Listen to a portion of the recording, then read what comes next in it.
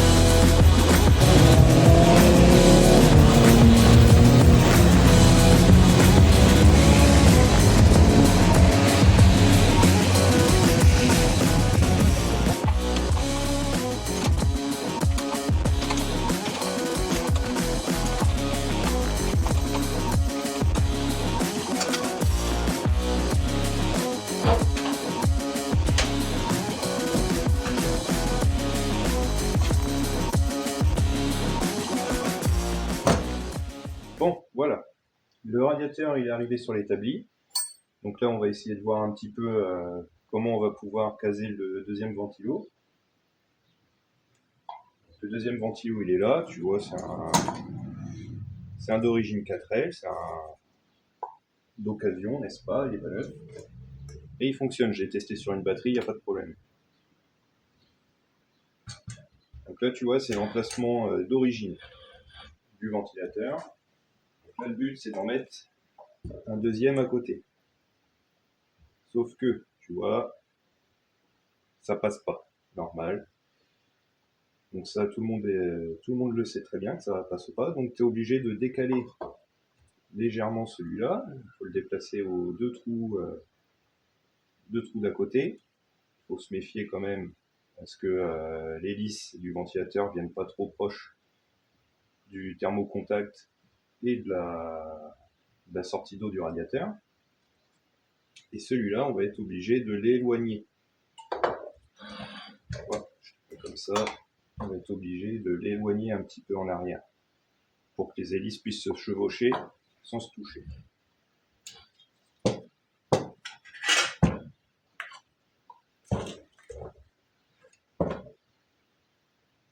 Donc pour ça, moi ce que j'ai fait, j'ai déjà préparé deux pattes. Donc, tu vois, j'ai fait ça dans de la tôle d'aluminium. Une toute simple et une un peu plus travaillée en forme de U, qui ira pour la partie du haut. Hop. Et celle-là pour la partie du bas. Donc celle-là elle est beaucoup plus grande, c'est parce que j'ai choisi de prendre avec les fixations du radiateur. Voilà, donc ça ce sera pris en sandwich entre les deux petites pattes qu'il y a sur le châssis et le radiateur, et quand tout sera boulonné, ensemble, paf, ça va tenir.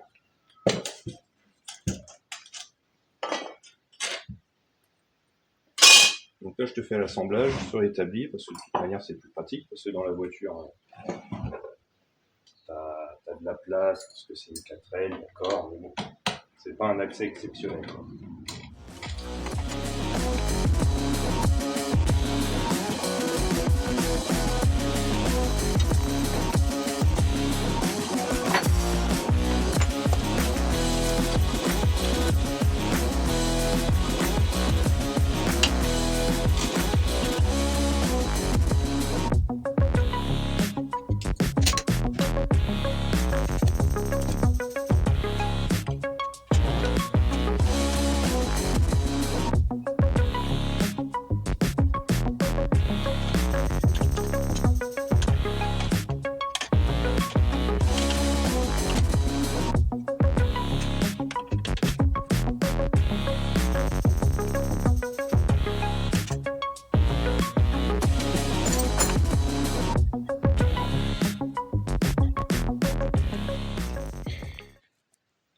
voilà, tu vois, là j'ai installé l'interrupteur.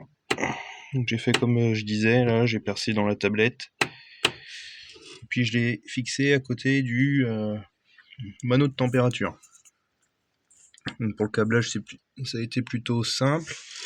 Donc tu vois, ici, là, je me suis branché sur le fusible, sur le premier fusible à droite. Donc normalement, si j'ai pas fait d'erreur, celui-là, c'est plus après contact, lunettes dégivrantes arrière, etc. Feu de recul et compagnie. Donc ça, c'est un plus après contact. Donc tu viens d'un côté de l'interrupteur, hop, tu repars de l'autre. Ton fil, tu l'envoies vers l'avant de la voiture. Et comme ça, tu viendras alimenter ton relais du deuxième ventilateur.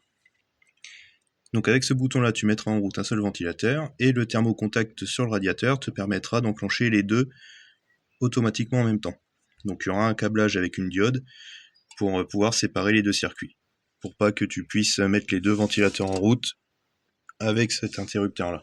Je viens d'installer de manière provisoire le radiateur et les ventilateurs pour tout simplement pouvoir contrôler si mon câblage est bon ou pas. Donc là, pour faire ça, je vais shunter le thermocontact du radiateur.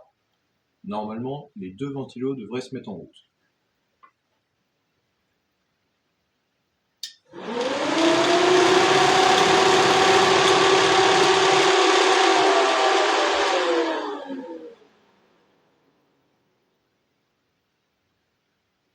Les deux ventilos fonctionnent sur le thermocontact. C'est exactement ce que je voulais. On peut même constater que ça souffle pas mal. On sent que ça passe vraiment beaucoup plus d'air. Je fais l'essai maintenant avec l'interrupteur qu'on a placé dans la voiture. Donc je mets le contact. Hop. Hop, ça c'est l'autoradio. Là, tu vois, le bouton il est à côté du manomètre.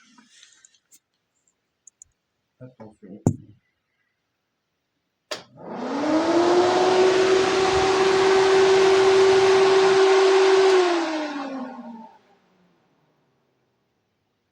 Donc là on voit bien, j'ai un seul ventilo qui se met en route avec l'interrupteur.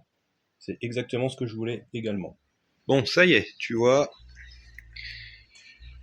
Mon câblage il est mis au propre. J'ai tout emballé dans du scotch d'électricien. Il n'y a plus un fil qui dépasse. C'est impeccable. Là, c'est peut-être un petit peu juste ici pour passer la durite d'eau. Mais ça devrait faire le travail. Là, j'ai le relais qui est en haut. Je l'ai boulonné avec une petite vis de 5 dans la pièce en alu que j'ai fabriquée. Bon, te fie pas à l'aspect extérieur du radiateur, parce que celui-là, je pense qu'il a quand même fait son temps. Mais bon, il n'y a pas de fuite, donc je vais le garder encore un petit peu. Donc voilà, je t'installe, je remonte ça dans la voiture, et après on fera la purge du circuit de refroidissement.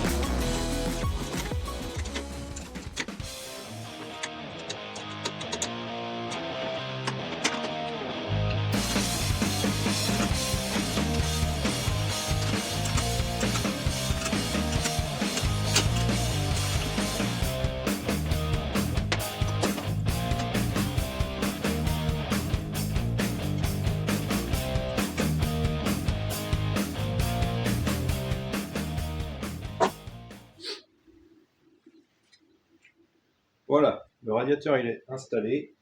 Maintenant, il va falloir remettre le liquide de refroidissement et qu'on fasse la purge.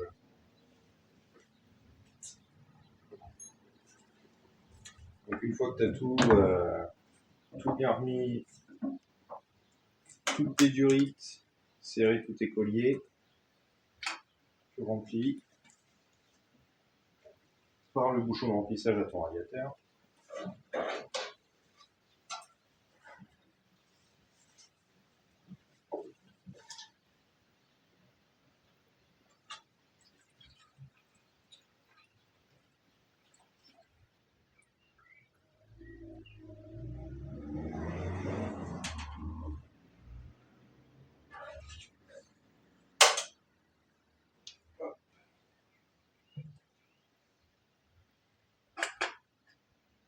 Voilà, une fois que tu as rempli ça, tu peux refermer ici.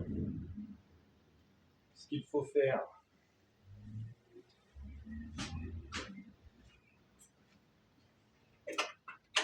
c'est accrocher le vase d'expansion en hauteur. On l'accroche au capot. Ton vase d'expansion, tu l'accroches en hauteur tout simplement pour que les bulles d'air qui restent dans la partie haute du radiateur puissent remonter. Ça va grandement aider à une purge efficace de ton circuit de refroidissement. Le bocal, tu le fermes pas entièrement, tu remets juste le bouchon pour pas le perdre, mais tu le serres pas à fond.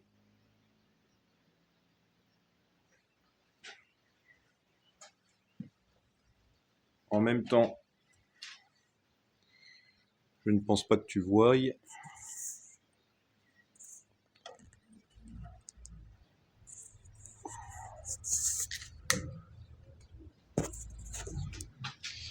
Il faudra également que tu ouvres cette vis. Ça, c'est une vis de purge, tu vois, tu l'ouvres. Déjà, là, il n'y a pas d'air ici.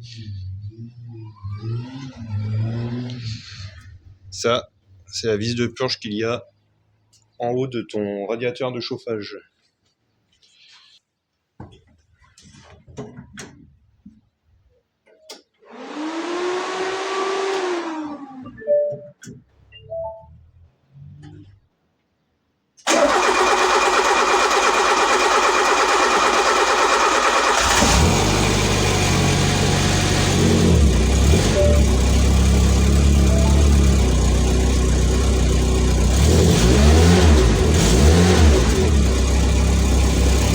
Donc là, la purge, c'est pas compliqué. Finalement, tu remplis ton circuit de refroidissement, tu démarres la voiture, tu la laisses tourner.